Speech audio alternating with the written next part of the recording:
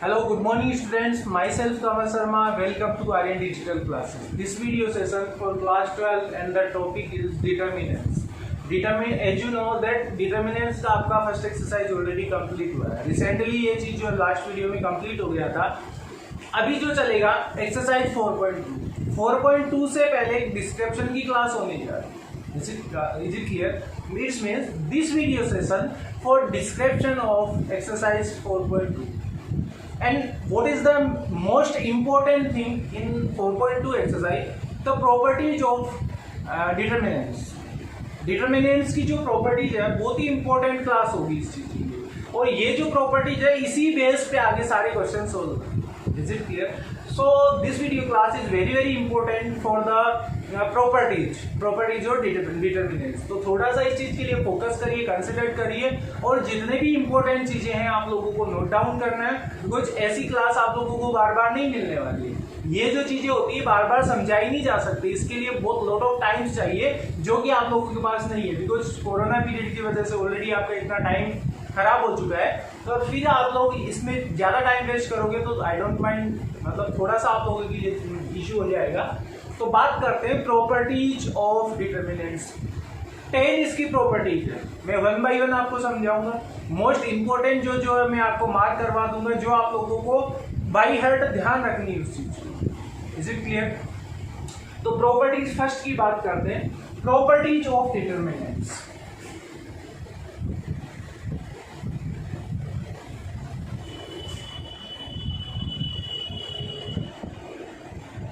Properties of determinants.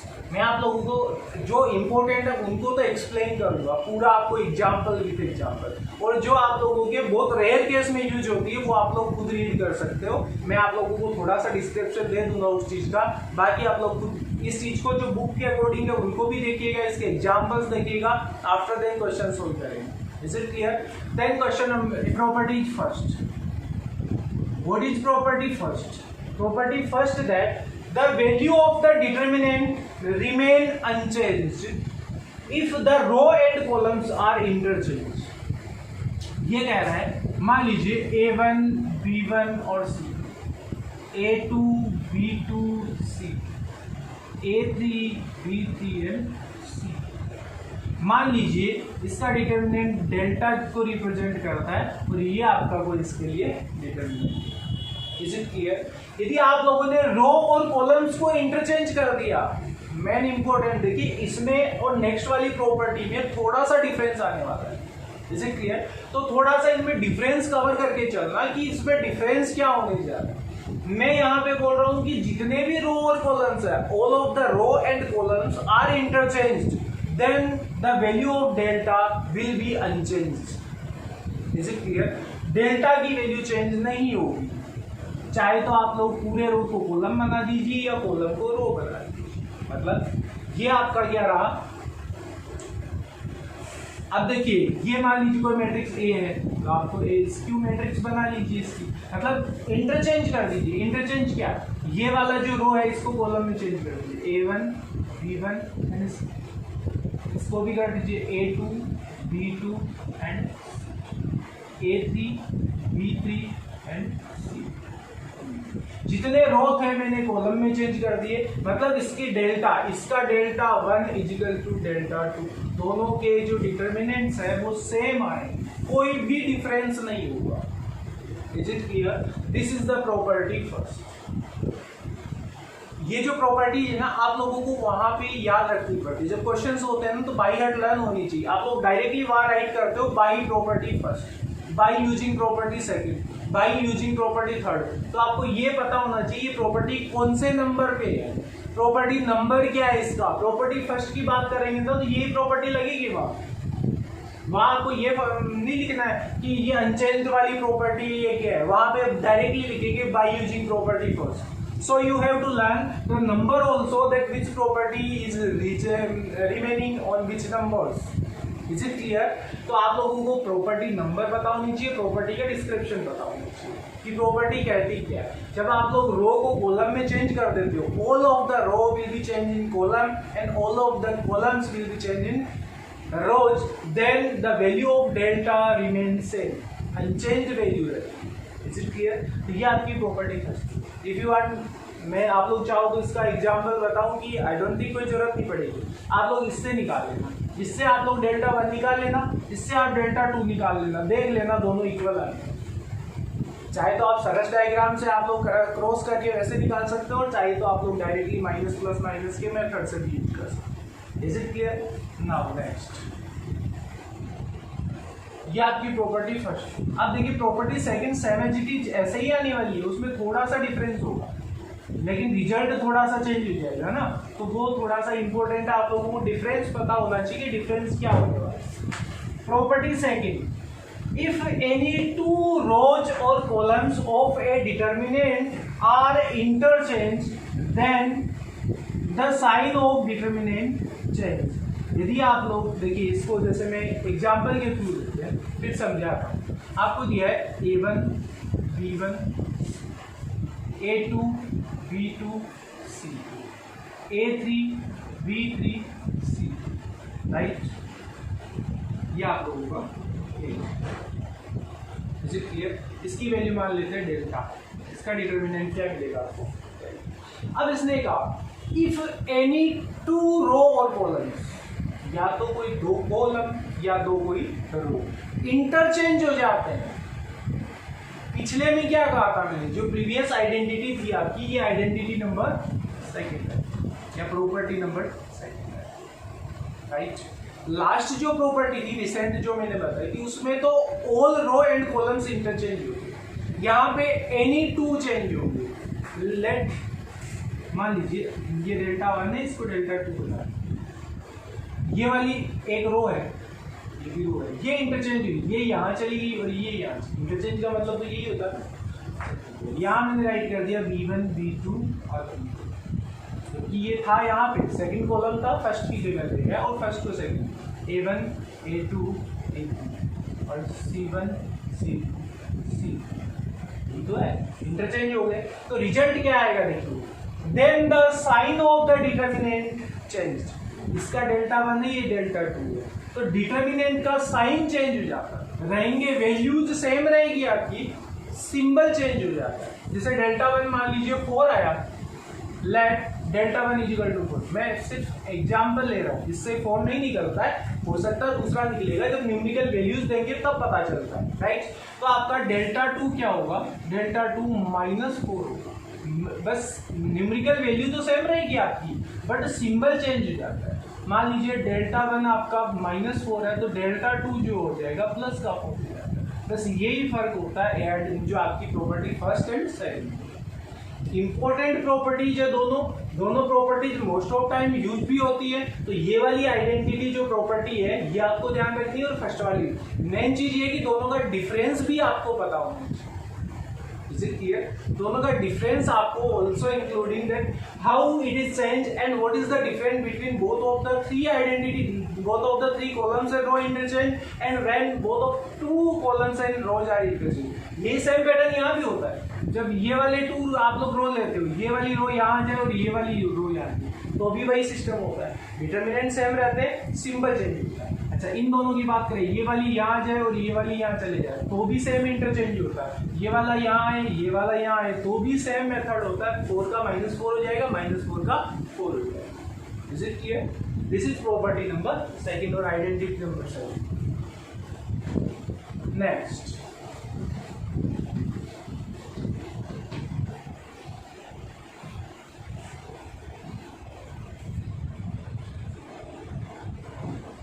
Next जो property है आपकी प्रॉपर्टी नंबर 3।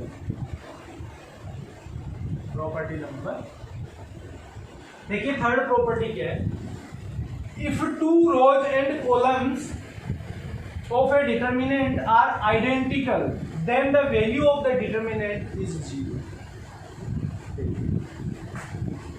आइडेंटिकल का मतलब समझते हो, मिरर इमेज बोल सकते, एक जैसे दिखने का। Let delta 1 equal A B, कोई टू रो या कोई टू कॉलम्स क्या हो आइडेंटिकल, कैसे, ये जैसा ही ऐसा का ऐसा एक और मिल जाए और ये हो गया आपका E F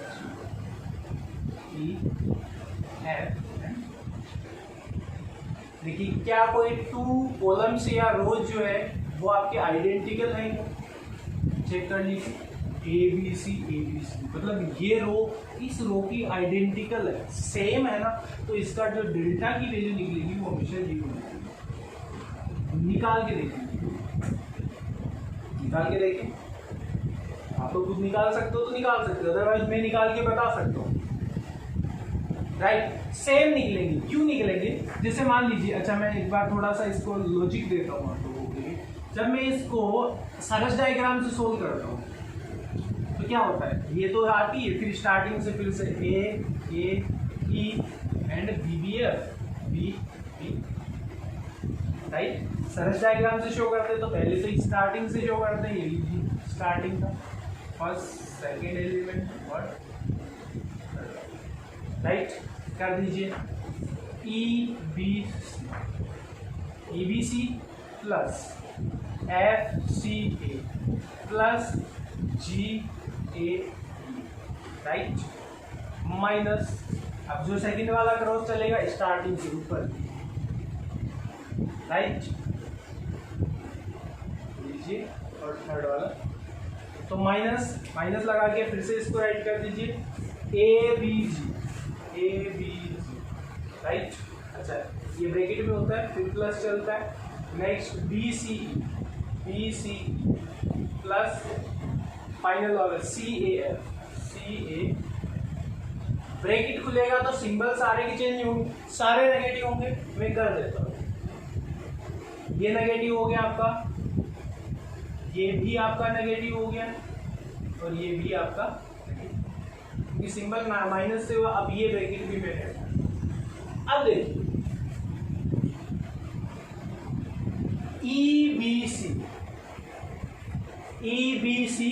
EBC, थोड़े से इसको EBC तो बोल सकते हैं ना, E चाहे इधर लिखो, चाहे B इधर लिखो, चाहे C इधर लिखो। एक बार माइनस का एक बार प्लस का काट दिया, इससे तो ये काट दिया। सेकेंड वाला एलिमेंट चेक करिए, FCA, इसको FCA भी तो बोल सकते हो, अरेंज करो, ये इससे काट दिया, राइट। GAB एंड GAB, ये भी GAB है, ये भी GAB है, माइनस प्लस है, तो आंसर क्या है? This is property number. क्या कहती है, जब आप लोगों को 2 रोज और कॉलम्स आइडेंटिकल मिल जाए, फोकस करिए इस चीज पे, आइडेंटिकल किस चीज को बोलते हैं पहले तो ये पता होना चाहिए। जब कोई भी 2 रो और कॉलम सेम हो जाए, एक जैसे डिक्टो हो जाए, तो आप लोगों को क्या करना। अच्छा क्वेश्चंस कैसे आते हैं मैं बता दूं। क्वेश्चंस ऐसे आते हैं कि आप लोगों को जैसे प्रॉपर्टी दे दी या सॉरी मैट्रिक्स दे दिया या डिटरमिनेंट दे दिया आप लोगों को, ऐसे A इक्वल्स टू मान लीजिए दिया 249,816 without explore find the determinant of the following। बिना एक्सप्लोर किए, बिना आपको कैलकुलेशन किए डायरेक्टली ये बताना है कि इसका डिटरमिनेंट क्या है, तो वहां पे आपको ये लिखना पड़ेगा बाय यूजिंग प्रॉपर्टीज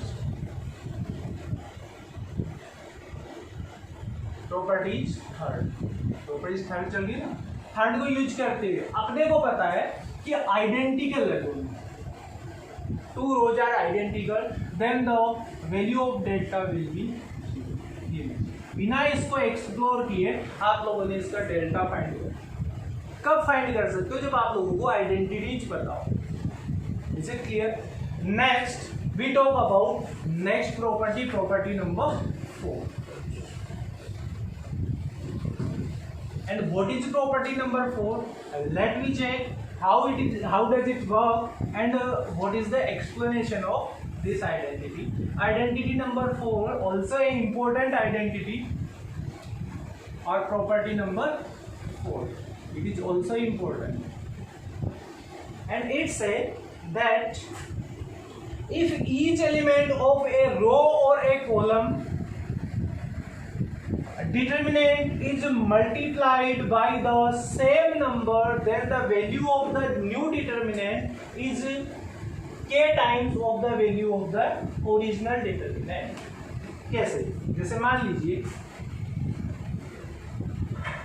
इस कोई भी आपका मैट्रिक्स हो गया A1 B1 A2 B2 C A3 B3 C, इसका डेल्टा की वैल्यू मान लीजिए कि आप लोगों को मिल गया, I only guess that it will be 9, वो कुछ भी सकता है, मैं ओनली आइडिया लेके चल रहा हूँ कि मान लीजिए न्यूमेरिकल वैल्यू ये मान लीजिए 1 2 3 4 5 9 8 जो भी होता है उसका आप लोगों को डेल्टा की वैल्यू मिल गई 9। अब जब आप लोग किसी भी रो या कॉलम को कोई पर्टिकुलर फिक्स वैल्यू से मतलब इक्यू मल्टीप्लाई करोगे, इक्यू मल्टीप्लाई का मतलब है एक ही नंबर से या एक ही ऑब्जेक्ट से सबको इनटू करना। अब जैसे मान लीजिए मैंने डेल्टा 1 लिया, मैंने इस रो को क्या किया 5 से इंटू कर दिया, या 5 से नहीं लगे x से इंटू कर दिया। ये लीजिए A1 तो था और x, B1 x, C1 x, बाकी सेम रहेंगे A2 B2 B3 C2 C, right.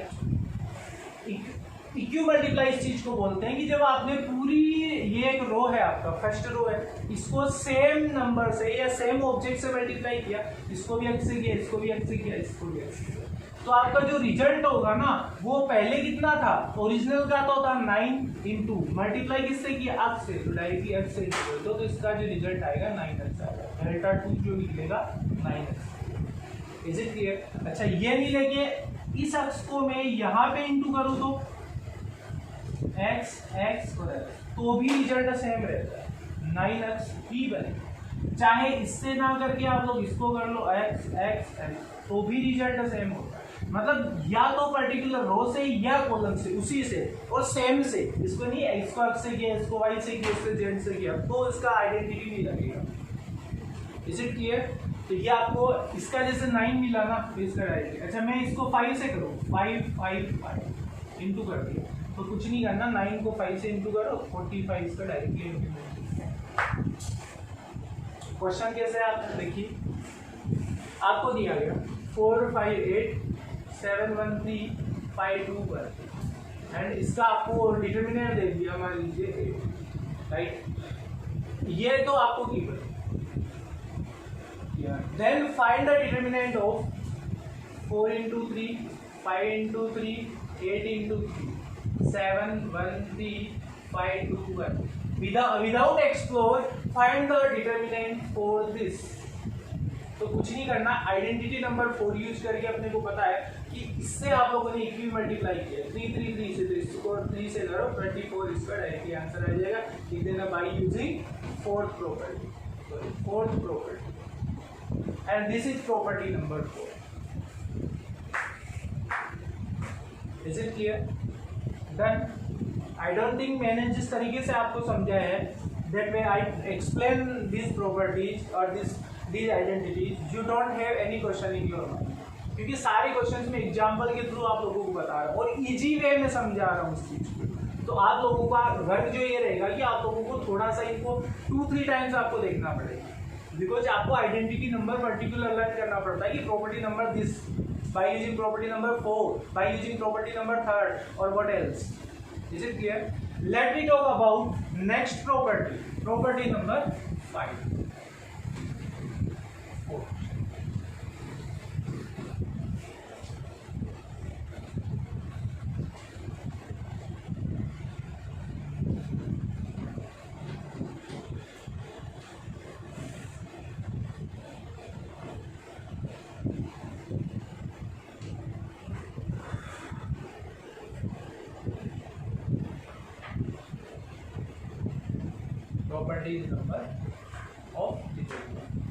Property number 5.